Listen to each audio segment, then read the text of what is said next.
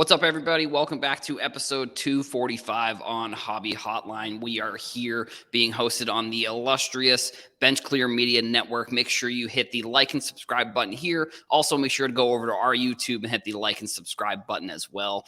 Today, I am joined by the wonderful Erica, Love What You Collect, and Brody TK. We'll start with you, Erica. How's your week going? What you got going on?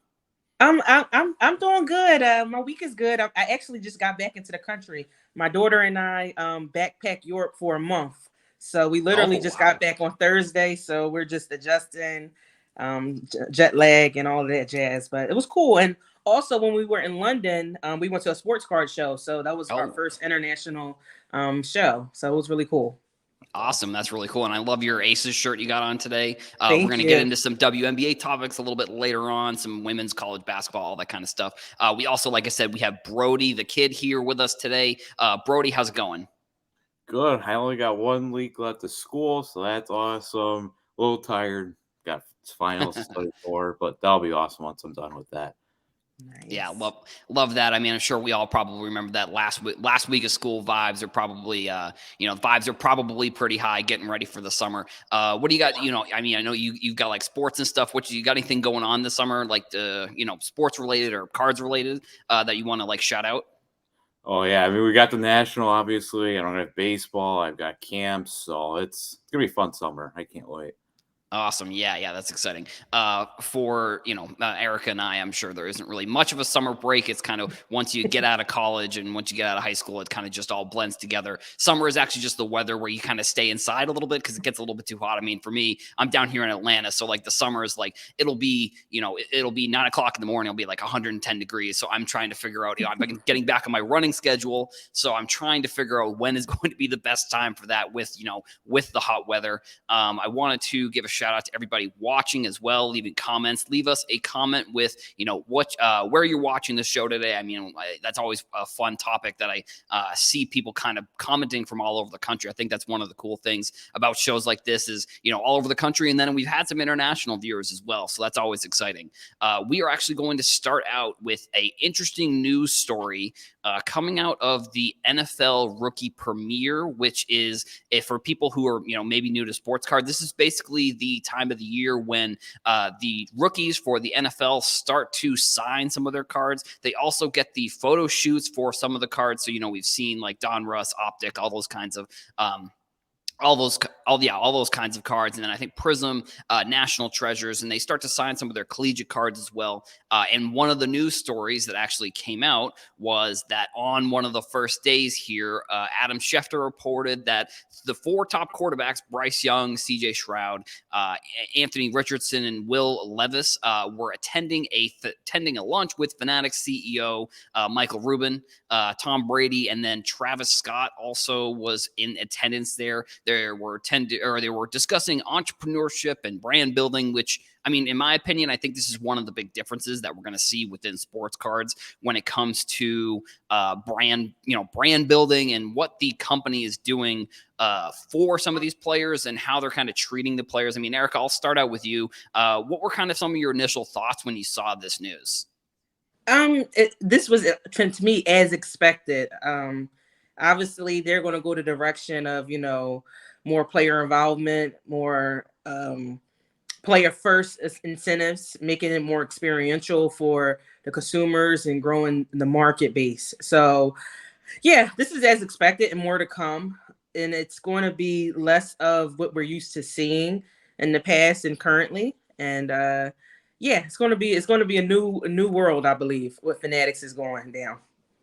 Right. Yeah, I agree. And I mean, I think with Michael Rubin compared to maybe some of the other, I guess, CEOs that have been CEOs of sports card companies. I mean, I don't think we really have grasped how famous Michael Rubin is. I think that's, he can call Devin Booker in a card shop and he picks up in 2 seconds. He gets Travis Scott, he gets Tom Brady to come to these events. So Brody, I'll kick it to you as well. Like, what do you think of this news? Like, how do you think it's going to affect cards, or you think it's more of just, maybe Fanatics trying to help build sort of the brands a little bit better? Well, I think it could be kind of interesting if somehow they could strike a deal with some of these quarterbacks. I mean, we don't know, obviously, but if they somehow do sign exclusives, it could be game changing, especially for guys like Bryce Young and CJ Stroud, for Panini and for Fanatics, because they would be out of Panini sets, which would Panini sets would go down. And then for Fanatics sets, it'd be interesting. Would they put them in all their Bowman University sets? And maybe this is why all these collegiate I don't know why I said collegiate sets been putting out, because they put out Bowman U Chrome, then they put out Bowman's Best, and then they just put out Bowman Inception. Maybe this is why they've kind of been putting them out. Like, hey, we're around, so we just want to keep putting these out so you can see them. You could see them. So maybe they were like, hey, we're here, so we're gonna put these guys in there soon, so be ready. But I don't know. It could be interesting. I don't know.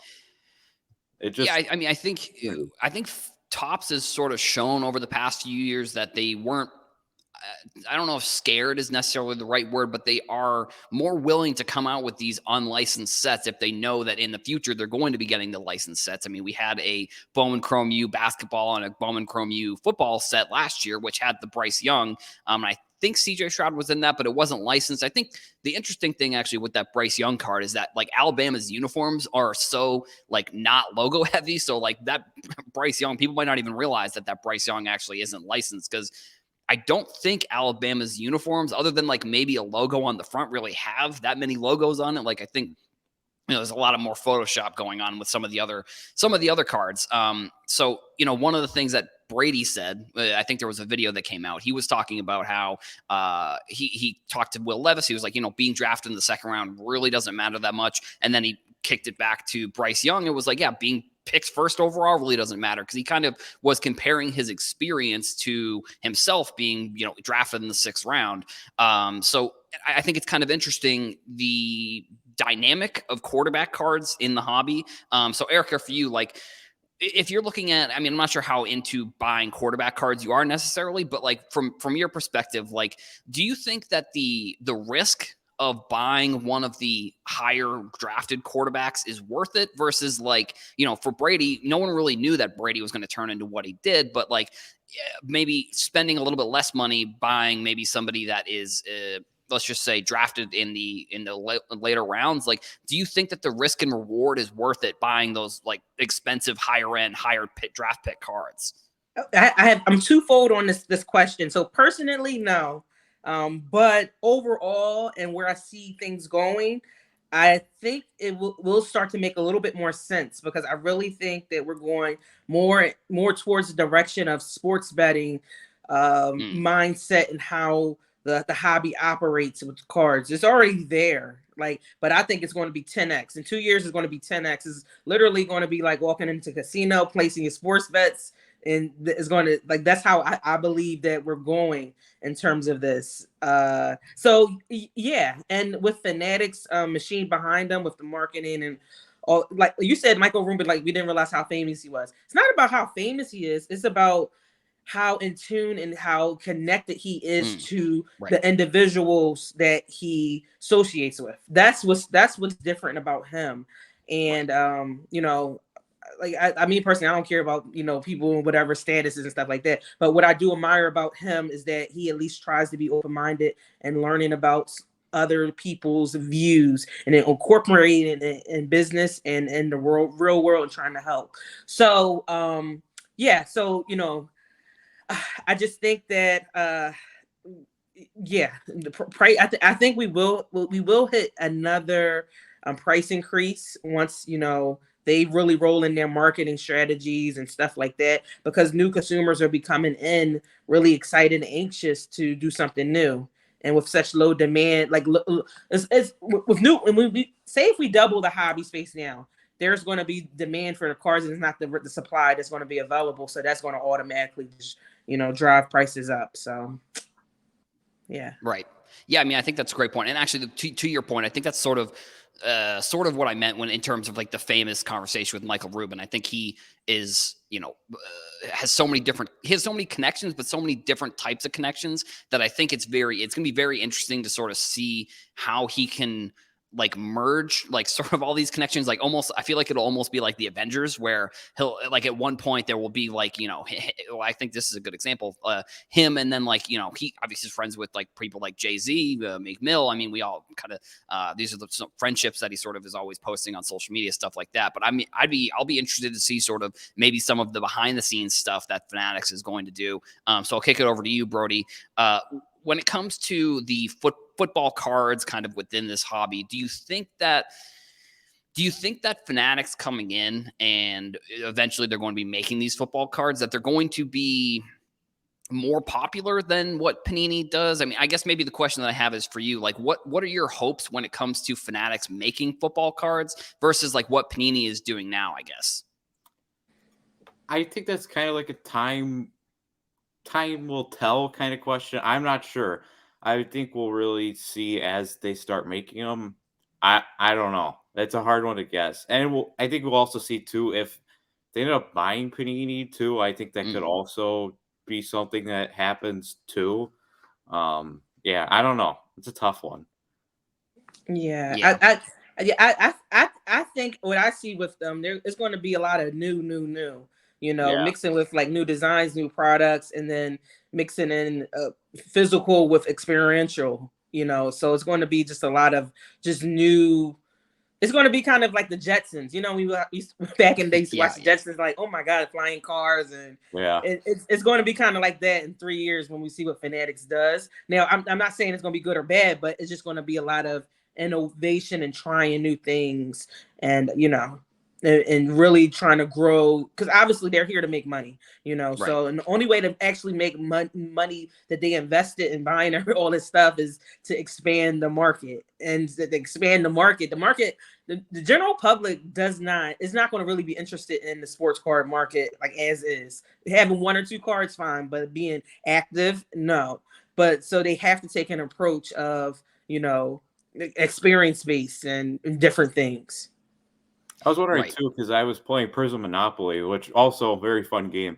I was wondering too, will they just can they eventually just like buy everything at some point? Like, because I just brought up them buying Panini. I wonder if they will just end up buying like a ton of companies. Like, I actually kind of think it's possible, and it could just end up being a monopoly. Like, I think it could happen. No pun I don't know. intended. I think it could happen. Yeah, for Right. Actually, sure. I mean, I agree with that. I mean, I think a couple other sort of pieces of news that are kind of related to this is like, DraftKings had, they're like the fantasy sports, and now they're getting into like sports betting. They had recently a 2018 Prison Break that they were releases that they did like over this past week. I actually wasn't able to catch the actual broadcast, but I know that they were selling spots in like a break. Like DraftKings, like I think is one of the biggest sports companies, and I mean I think Mhm. I think Kalish, I forget, Matt Kalish, I think his name is. He is in the Gary V circle with DraftKings, and then I think that also kind of includes Michael Rubin as well. So I mean, that's maybe where you're seeing that. Fanatics also recently bought PointsBet, I believe, which is like one of the bigger sports books in. I don't know if it's in the world or in the United States or whatever, but I mean, I agree with you, Brody. Actually, like I wonder when Fanatics is going to be like, okay, we're good, or if they're going to continue to keep buying this stuff. And I'm a little bit nervous that they're going to get over their head. To be completely Mhm. honest, like I don't know necessarily. I mean, they're a big enough company that I think they can bring anybody in. They can bring any industry expert in, probably, because like especially the way that they're growing, like they're growing in a bunch of different ways. I don't know if they're going to keep buying different entities in different markets and try and really just become like the everything sports company. If you want to buy clothing, you can buy stuff through them. If you want to buy cards, if you want to bet on sports, if you want to, maybe fantasy sports is coming up soon, but it's like it's kind of everything. So I mean, Brody, I'll ask you this question. Do you think, because I think you had a good point there, like do you think that Fanatics is, do you think that they're buying too many things, or like do you wish that like they'll continue to grow and maybe become sort of like that everything sports company, I guess? I maybe they're buying a little too much, or maybe they need to maybe they're like good enough, like where they are now, because they have Mm, like all the pieces of the puzzle, or maybe there's like a couple more things that they need to add, but they don't need to like keep expanding and get like everything. You know what I mean? Like they don't need to be the monopoly, but right. need pieces, but then they need to stop because Right. it still needs. I feel like there still needs to be competition. I feel like Mm, what makes this hobby like a hobby. I feel like is the competition that we have. Yeah. right. But I, Erica, I, I'll I, kick it to you as well and ask you sort of the same question. Oh yeah, like I agree with you, Brody. Personally, I totally agree with you. On the flip side, business wise, it's all about the dollar. Like no matter how nice or in touch someone is who's running the company is, it's still about increasing profits and all of that jazz. So it's for them, it's kind of like the saying, like I used to play basketball and it's be the saying like a coach would rather have opposing players that are like really good or causing problems, they would rather have them on their bench and not play them versus having to go against them. So like the same thing with business. Like I would rather just buy the company and like it can just be sitting on the shelf than me having to go against them. Or it could be the strategy of let me buy this company and it saves me 2 years of time to do Mm, 20% of research because they've done 80% of the research. All I need right. is to extract this amount because it saves us time. And one thing that Fanatics is focused on is getting the most done in a short period of time to really capitalize on the way the sports landscape has changed dramatically with NIL, with decrease in sports viewership professionally, with our NBA superstars aging. Like they have the time window. Like once LeBron and Steph Curry and like the greats that are playing right now stop playing, sports viewership is going to plummet. And I'm not hating. It's not, but I'm just saying, Right. like, Right. I know so many people, men and women, that watch NBA just for LeBron James or Steph Curry. They don't give a crap about the local team. They don't, it doesn't interest them, no matter how good or Right. talented or skilled these players are. People, in general, are just attached to watching greatness. And so Fanatics, they own a window of like, within this next 1 to 2 years, we need to be hitting these major markers to be fully established. So that's why, the strategy of just, buying things up, it works for them. And they should keep doing it. But, I just hope they continue to really just hire the right minds and have a good balance between good business, but also doing what's right for the world. So Right. I mean, I think what you said there is a really phenomenal point about like Steph Curry and LeBron James. Like those two players have such a global reach right now in the NBA. And I'm wondering if there's really anybody in the league that has that same reach. I mean, I think no, Giannis potentially could, maybe Jason Tatum, maybe Luca. no. Zion, I think, could have if he hadn't, I don't know, gotten injured every single season. Like, so I don't even know. I'm not even going to get into that conversation. But like, I don't know if there's anybody in the league right now.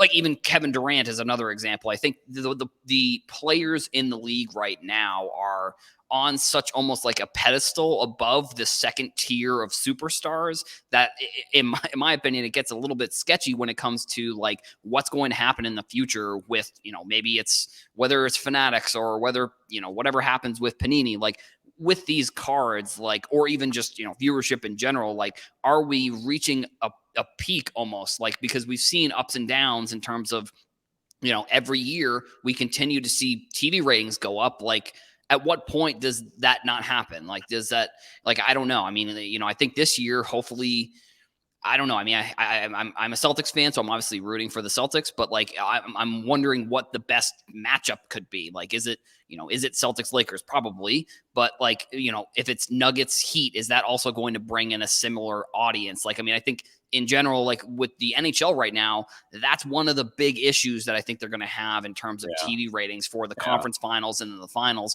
You have four teams in, well, Vegas, I guess, is kind of, they have at least a decent amount of the market, but you have Dallas, Vegas, Florida, and Carolina, like four kind of random teams, like not like nobody from the original six, which I guess the original six maybe not as important as it used to be, but either way, like I think like you were saying, the TV ratings, I think it's going to continue to hopefully we continue to see a rise, and that hopefully helps the sports card market. But I guess it's really going to come down to like I think Brody had said earlier, like who really knows? Like there's still time will tell what exactly is going to happen. And so we'll transition from the quarterbacks of this year to the big names that are going to be coming in the NBA and WNBA and college. So these past couple weeks, we've seen some pretty quickly developing stories when it comes to Victor Wembanyama.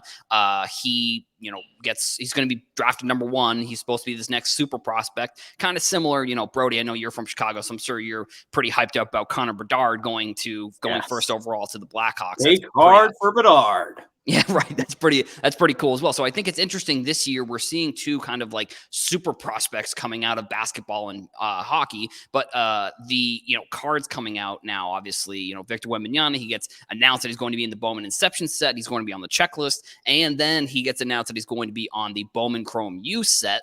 Now, the cards for Wembanyama in this Inception set, unfortunately, I've seen a couple come out on social media. They're redemptions, which I think makes sense because like the announcement kind of came a little bit quickly down the road. So Brody, I'll start with you. Like, what are kind of your initial thoughts on this set with Caitlin Clark as well? I mean, we'll get into that, but Caitlin Clark, Victor Wembanyama, what are kind of your initial thoughts on these Bowman Chrome U and then the Bowman Inception sets coming out? I think it's cool that they're doing multi-sport. I kind of like that. I like the design. They look cool. I've seen so many of them. That's like the one thing. I've seen so many pictures of the redemption of Wembanyama. So that's like the one concern I have. And for him coming to the league, the one thing I have is he might need to go to the weight room a little bit because he's kind of a little bit of a toothpick. Right, yeah.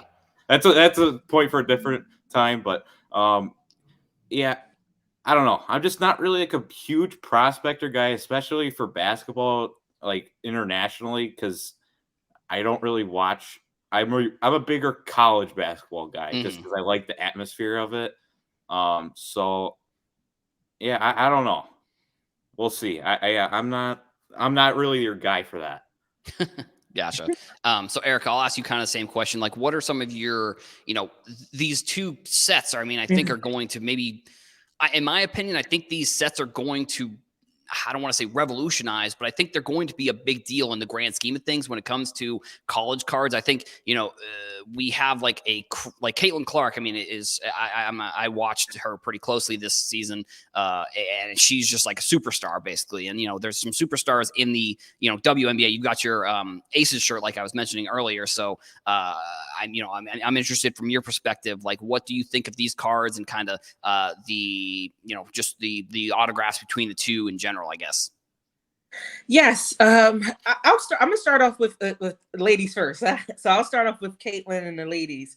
I think that this is great for women's college basketball players because with NIL, social media, how things have changed within the last few years, it's become even bigger reach, and the demand for the top female basketball players sports cards is really high. Like, it's really high. And I know people say, oh, well, it's college uniforms. Well, for women's basketball, that doesn't, I don't think that's the case, to be honest, because people drool over Candace Parker cards with her Tennessee uniform or Maya Moore with her UConn uniform on, or Paige or Fudd. Like, they want those cards just as much, or if not more, because of the significance and how invested people are in women's college basketball. You got to remember, women's college basketball plays on the same timeline as men's college basketball, so it's like a full season.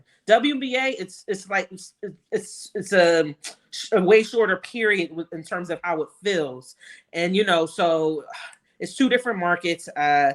Like, me personally, I would love to get a Caitlin Clark card in her Iowa jersey, because when I think about it, I think about how great she has been. Like, for me personally, if you ask me if I want a Sabrina Ionescu card, which card would I rather have, an Oregon card or a Liberty card? I would personally rather the Oregon card, because I remember the greatness that she was doing in college. Like, right. That's more appealing for me, and I think that's how it is for the followers of women's sports. But on the flip side with Victor, I'm happy to see him in the set and everything. International players is kind of they don't really translate as well as people like to think they do. Like Giannis, he's very underappreciated, but I believe that's because he is not American, point blank period. Like we can go down the list of, foreign born and players, and they're just dramatically underappreciated in that sense. And I think Victor is going to kind of fall in that same boat. Um, and I think it's just a lot of pressure being put on him.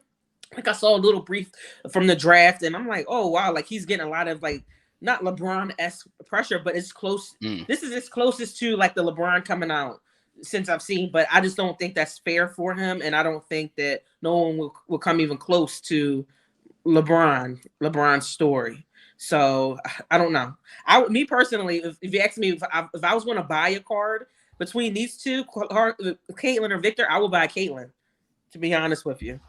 I'm in the same boat. I mean, like I said, it was unfortunate this season that Paige Buchers got injured like in the first UConn practice. I mean, and then I think the storylines going into the next women's college basketball season, I think it's probably going to be the most anticipated. Like, I mean, I guess the media, I think, has done a better job at covering it. So I think maybe we know the names more, which I think that has led to it being more anticipated. I mean, I think, you've got LSU with Angel. She is like a superstar in the making. I think you could consider her probably already a superstar, maybe. And then definitely. You have Van Leith, who is transferring from Louisville, who is another, player who has like a pretty big size NIL like contracted just in general. And then you obviously got Paige Buchers coming back. You got Caitlin Clark. I mean, I'm hoping that I'm hoping that maybe we're going to see like each of them get their own region. And then in the Final Four, maybe there's like matchups between the two of them. I mean, that's like a dream scenario, I think, between those three teams. But I think even then this year, we're seeing like Aaliyah Boston go first overall. So that was extremely exciting. I mean, she's one of the other names that's coming out of this set, and then the Bowman Chrome U set as well. So I'm actually in the same boat as you. Like if we're between the two, I would go Caitlin Clark. I like Victor Wembanyama. I think, his name always gets, clicks when you're making content. But in my opinion, we've seen Caitlin Clark. We've seen her just go out there and just, I thought she had a phenomenal season. I mean, LSU, I think they obviously had a better team overall, like more good players. So yeah, I mean, I'm in the same boat as you. And I'm Brody. I think you had a point before I kind of was going off there a little bit.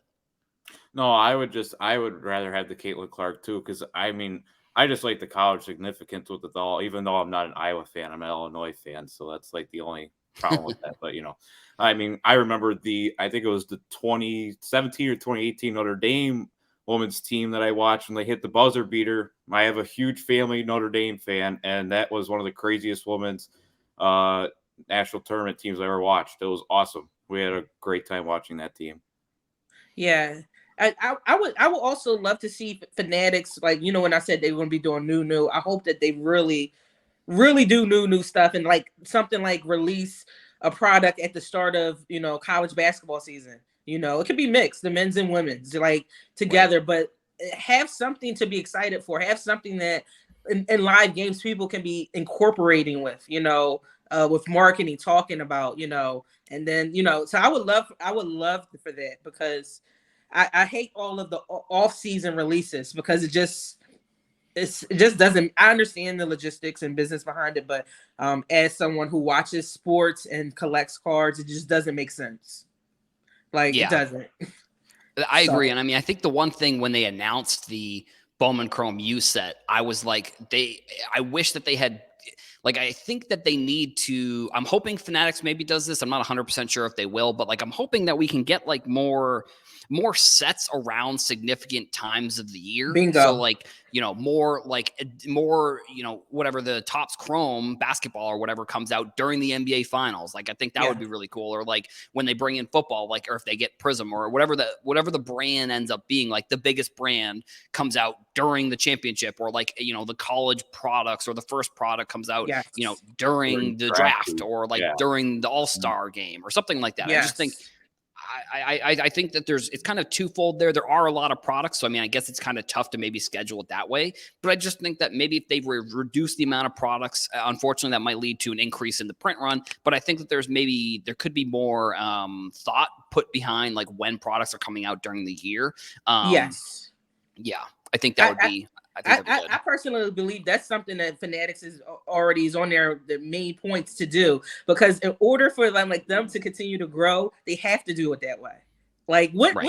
like it would be so cool to have like an NBA finals special release pack come out. Even if it's so limited, but it's live. Right. Like you literally can, to capitalize on that for a newer market. Because at the end of the day, people who don't collect cards and are sports fans, it has to line up when they're watching it, is when they actually opening products or being very active in buying products. Right. That's the only way to really capitalize on. I'll give you an example. Like my best friend, we went to the casino to watch the Aces game, the playoff game, and I surprised him with a Kelsey Plum card. He was so hyped, like he loved the way she played, like he loved her, but we watched the game that same day. Like if I would give it to him off season, it'll be still cool, but he wouldn't have had as much excitement because it brought back a memory. So when he look at that card, he'd be like, "Yo, I remember me and E was at the casino, spending time, It all connects, human emotions to feelings and everything like that, and that's how consumerism is, It just makes but Fanatics is going to be fine because they operate when that business aspect, and people have to remember, for people in the hobby is like the 100% thing, but Fanatics, the sports card hobby is probably 15% of their whole thing, so it's going to be just very interesting. Yeah. Brody, do you have any kind of final thoughts on sort of the prospect cards that are coming out, or what's kind of exciting for you? I know you kind of mentioned some things. What's exciting for you? You have a player you're excited for? I mean, Connor Bedard, I would imagine probably you're pretty excited for. Yeah, I'm excited to see those, and all the Illinois players. We got a couple going into the draft supposedly, so I'll be excited to see them leave. Yeah, sadly. Nice. Yeah, and I mean, how do I word this nicely? I was a Bruins fan, or I am a Bruins fan, so I wasn't necessarily following.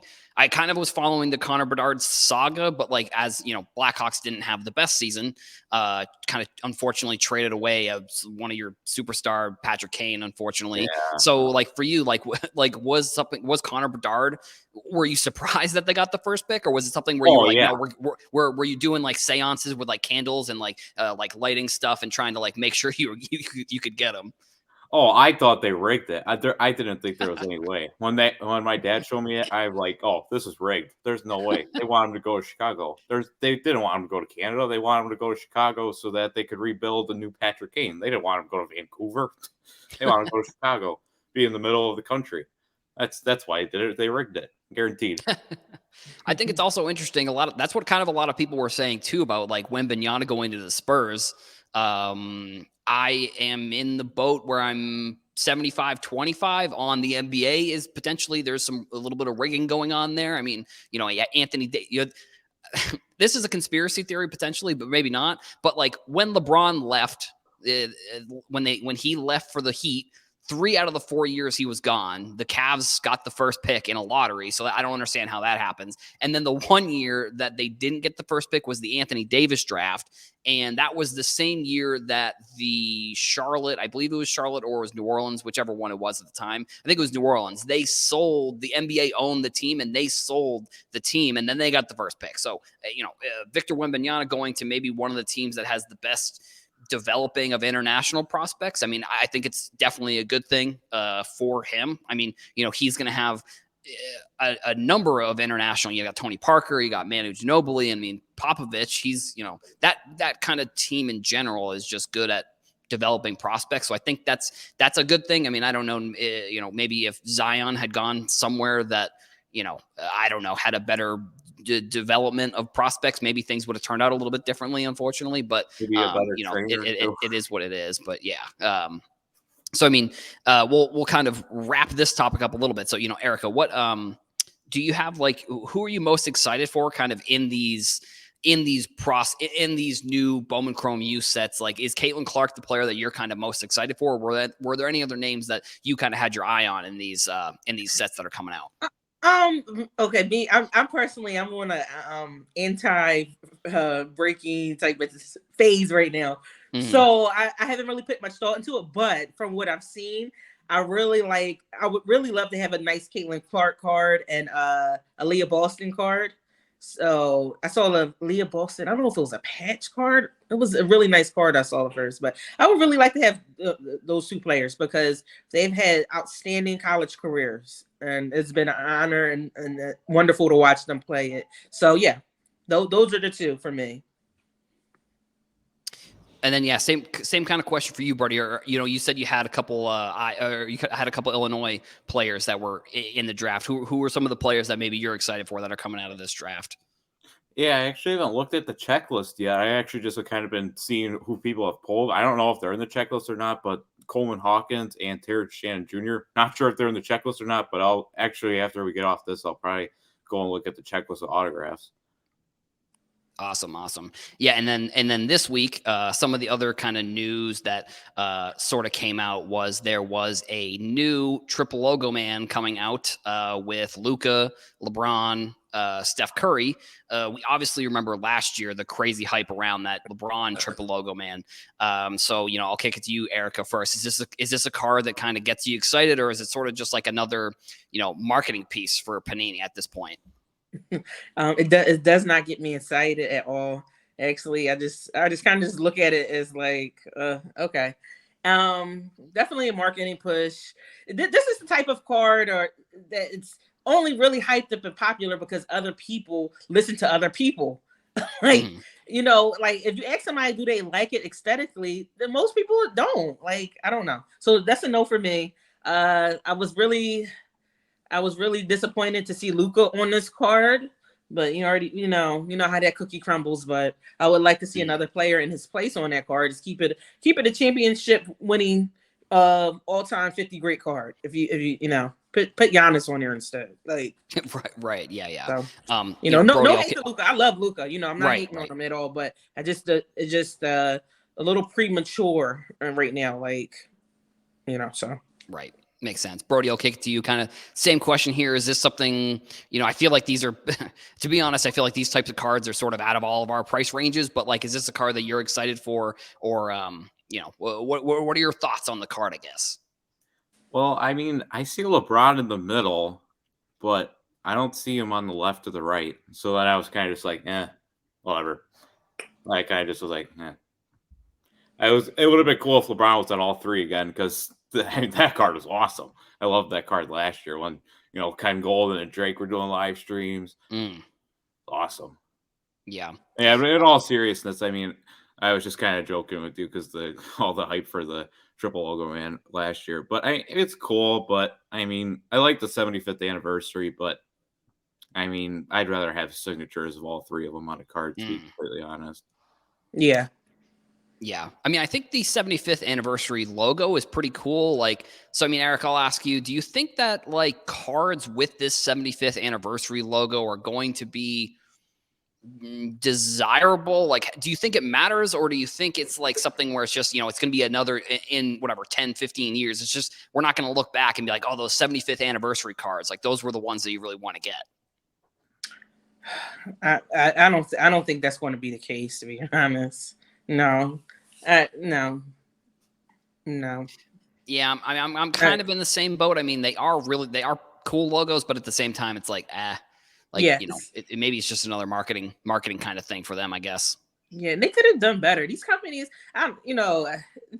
these companies really lack in terms of just brainstorming good ideas. Like they could have done so much other creative things to make really cool cards. Like Brody said, like the LeBron card from last year, that was a cool card because it just broke down like each step that he made of greatness. Like, that was great. Like they could have done some other really cool stuff like that, but I don't know. Right. It's just crazy.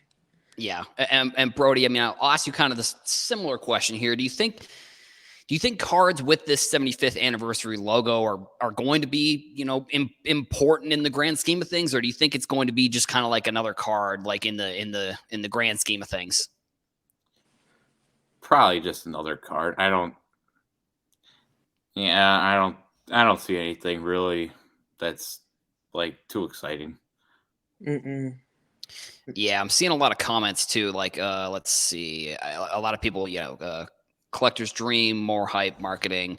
Ziggy said Logo Man's overrated. They are overrated. Yeah, overproduced. Logo Mans are overproduced. I think the one thing that I sort of have an issue with Logo Man is that, like, I feel like it used to be only in like National Treasures you would get Logo Man, and then it turned into, or you'd only get it in Flawless, or you'd only get it in a certain amount of sets. But now it's like almost every set has like a one of one Logo Man in it, and I almost think that it's taken away sort of some of the mystique of it, I guess.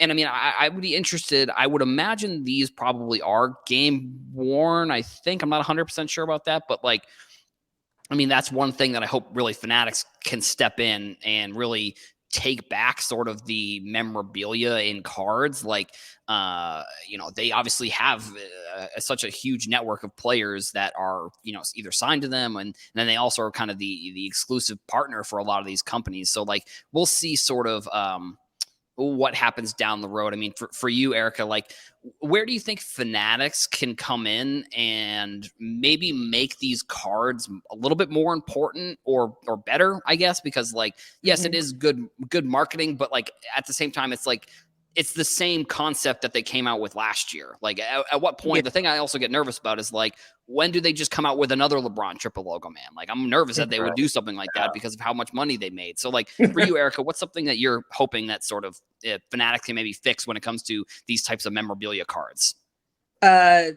More creativity. And it's not that hard to be more creative, Right. and it's like, I have tons of ideas, but I don't know. Like, be more creative. Like, I just don't understand. I just, like, even like this card right here. Like why is Luca on this card? Like, what is the reasoning for it? Like I would love to know what the reason is. Like from who? I don't.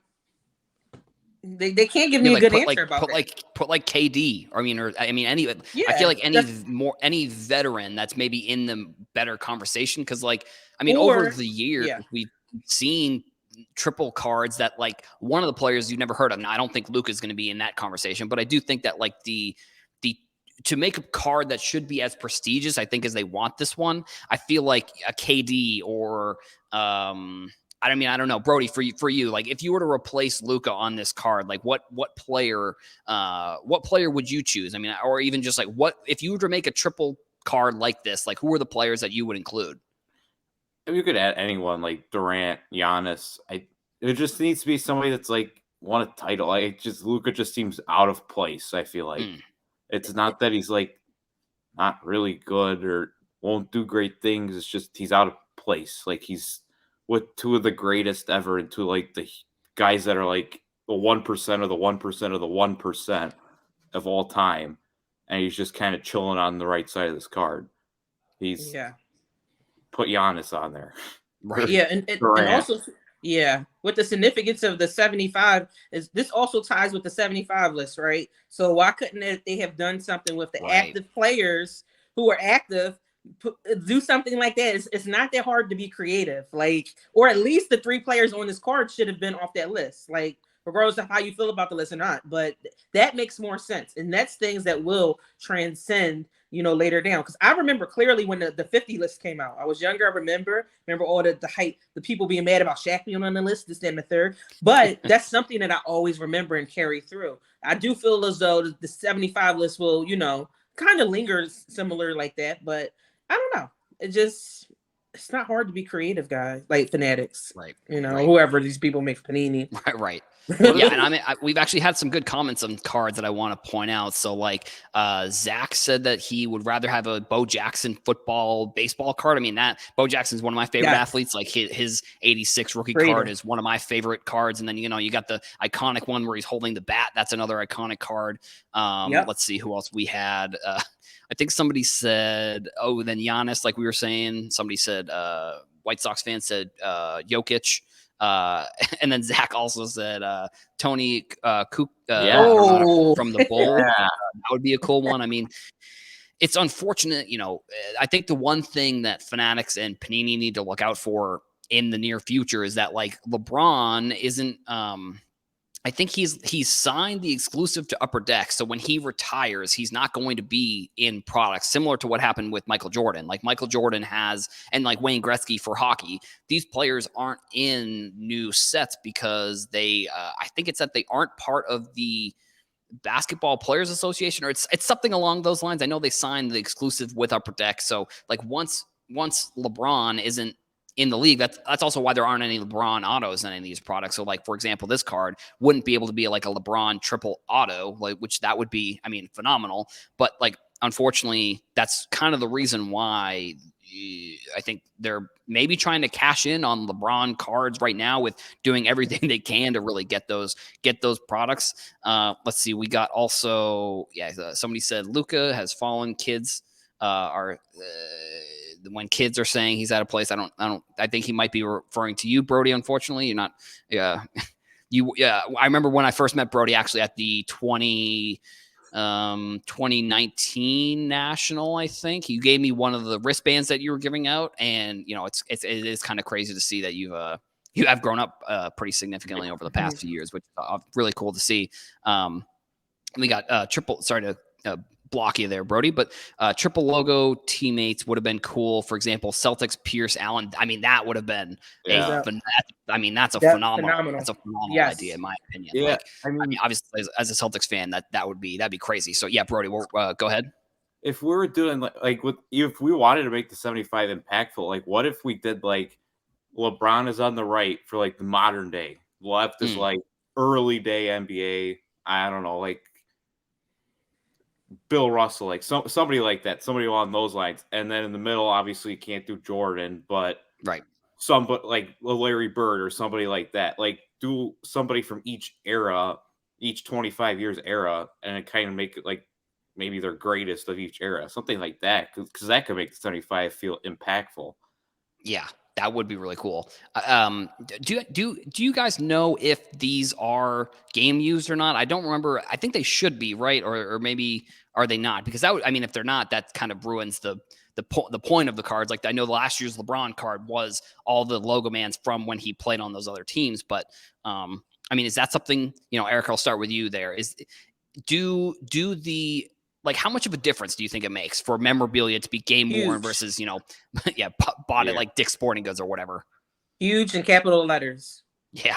Huge difference day and night. Like, it amazes me that they put, not game worn by the actual player on these cards and just think that we're going to be A-okay with that. Like, no, stop disrespecting consumers, stop disrespecting us by putting BS in products like this. Like, period. I don't like doesn't make any sense. Well, it does, because companies don't care about us, but I don't know. I don't like it. Right.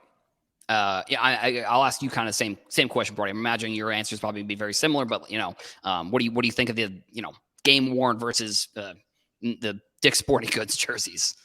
Oh yeah, obviously game worn is super important, but I was watching Ken Golden's show and he had something on there that I think right away was like huge example for me to use game worn stuff.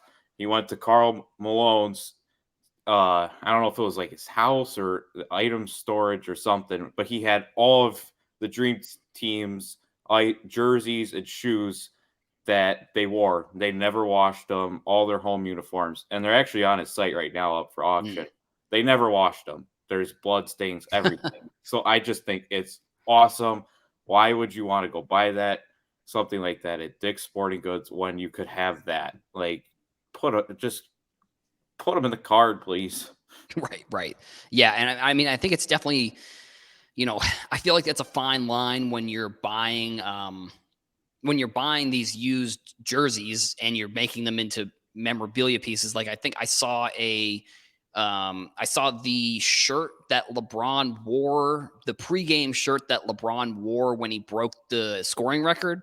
I think it was Heritage Auctions, I believe, or maybe it was Hunt Auctions. I forget the exact auction house, but the shirt sold for $150,000. And in my opinion, I was just like, why would sports card companies not come in and buy something like that and then put that in cards? Because they 100% could easily make more than $150,000 if they were to buy something like that. So Eric, I'll ask you this question. Do you think that sports card companies should buy kind of iconic memorabilia pieces like that and turn them into cards? Or do you think that like that should be kind of kept intact to whoever bought it? Like, and it shouldn't be something that is made into cards, I guess.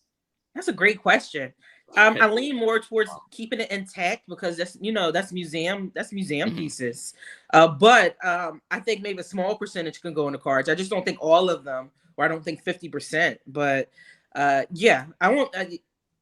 I have no problem with with the shoestring cards or like the tongue cards from shoes. Like those are cool. Those are nice cards. Or the glove. Like I have a football glove card. I think that card is so cool. Like Yeah.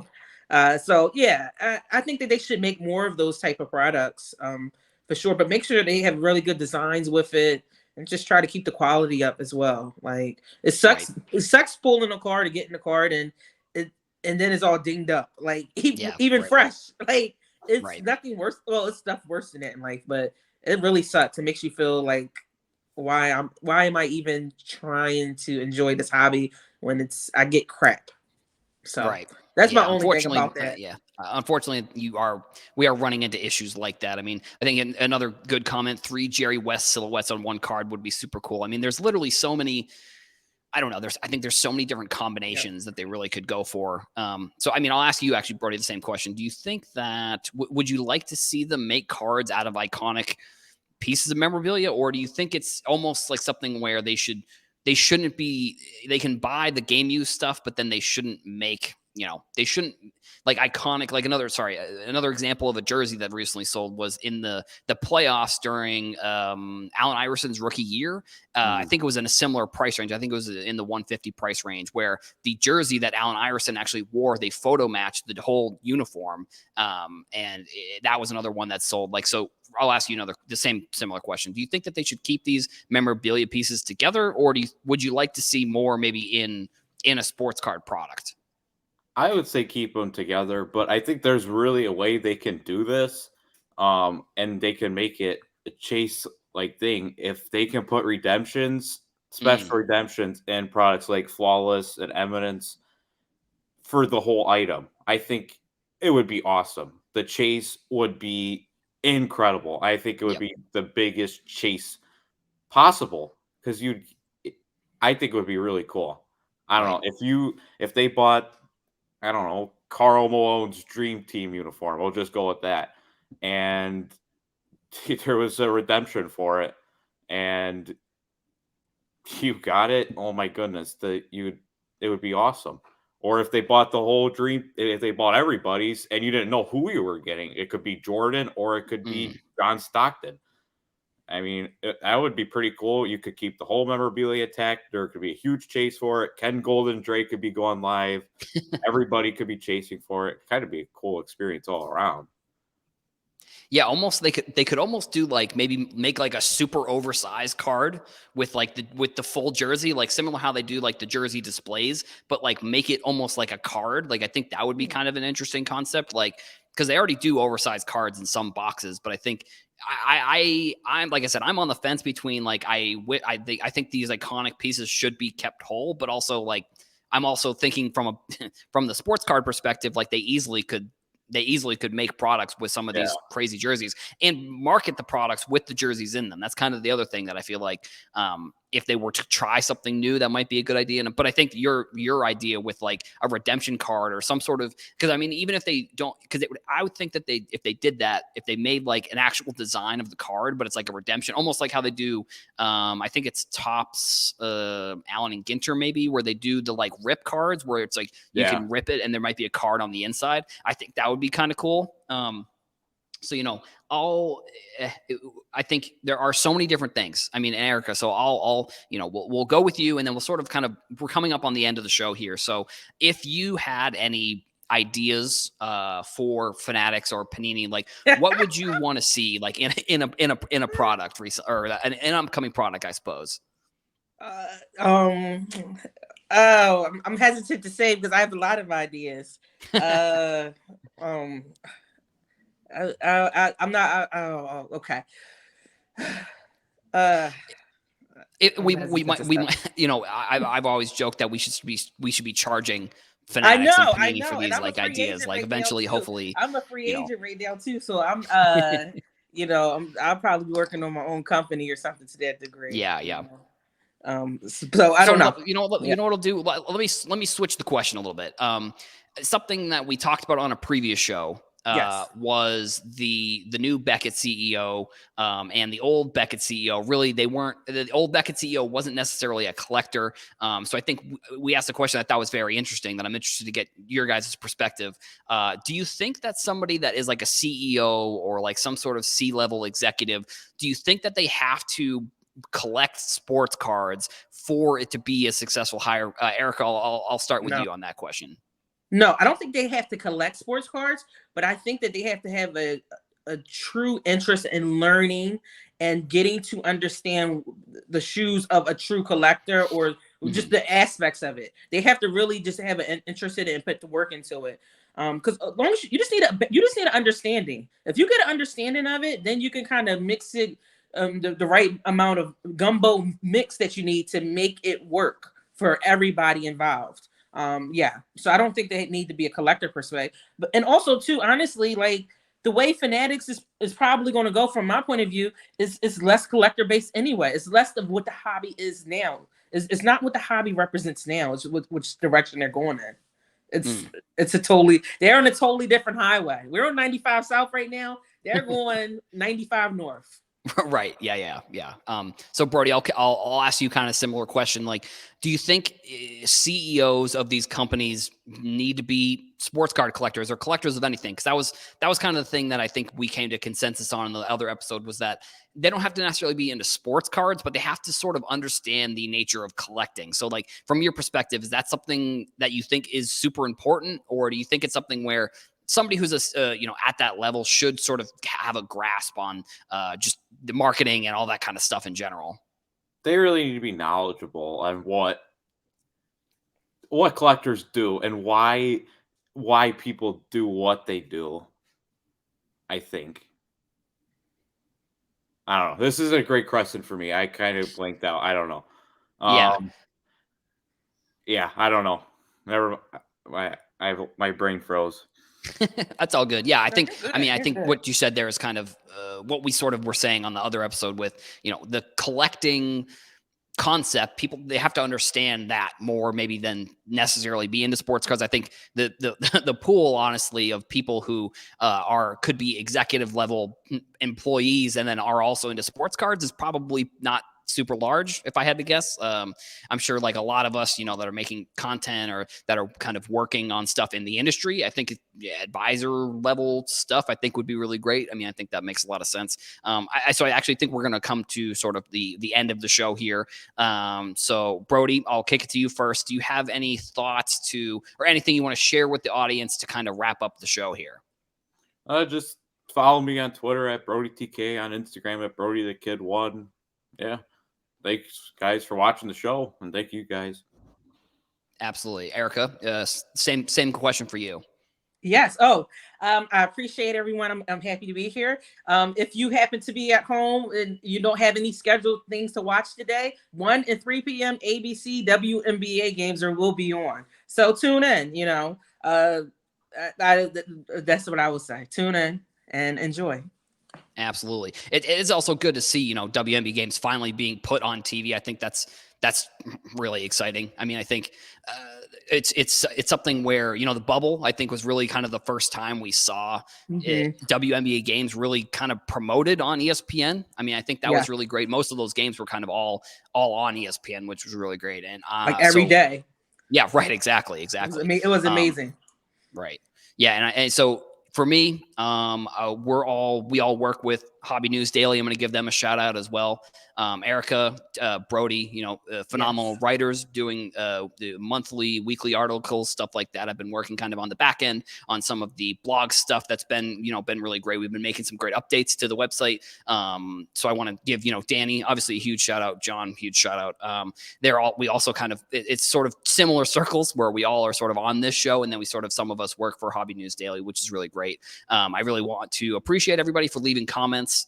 Thank you to everybody who enjoyed today's show. Make sure you check us out. I believe the next show will be next Saturday here on Bench Clear Media. If you enjoyed the show, make sure you hit the like button on YouTube. Check us out at Hobby News Daily, also on our other YouTube channel. Well, not our other YouTube channel, but the Hobby News Daily YouTube channel.